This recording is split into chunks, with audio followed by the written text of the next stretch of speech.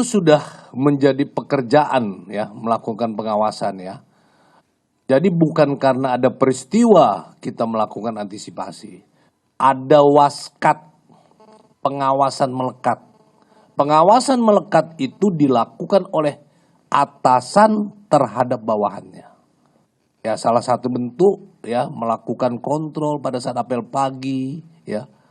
Kalau dia tidak masuk harus ada keterangan. Ya.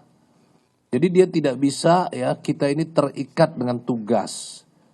Dia keluar wilayah saja harus izin. Sekalipun kepentingannya itu kepentingan yang mendesak, dia harus izin ya. Ya, sekarang ya persoalannya tidak mungkin seorang atasan ngintil terus bawahannya kan gitu kan. Tapi tetap melakukan pengawasan ya. Artinya keberadaan setiap anggota itu harus kita awasi ya. Contohnya dengan melakukan pengawasan mengambil apel pagi ya.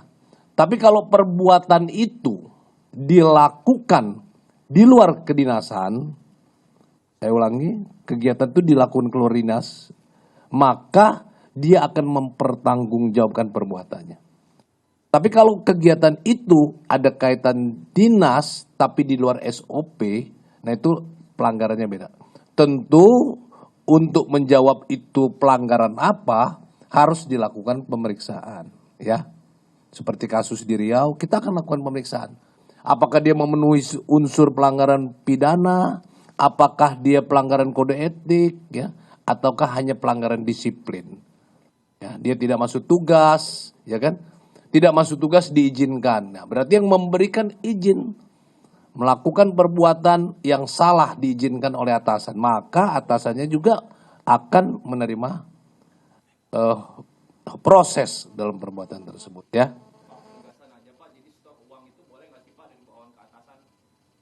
Maksudnya store apa nih?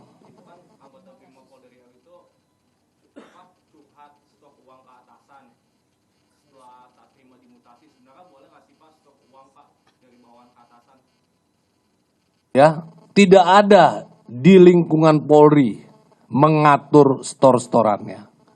Jadi kalau pertanyaannya boleh atau tidak, ya pasti tidak boleh.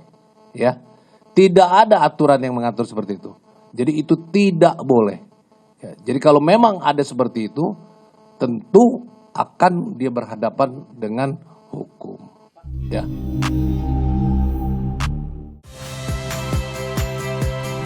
Saya Rahmat Ibrahim.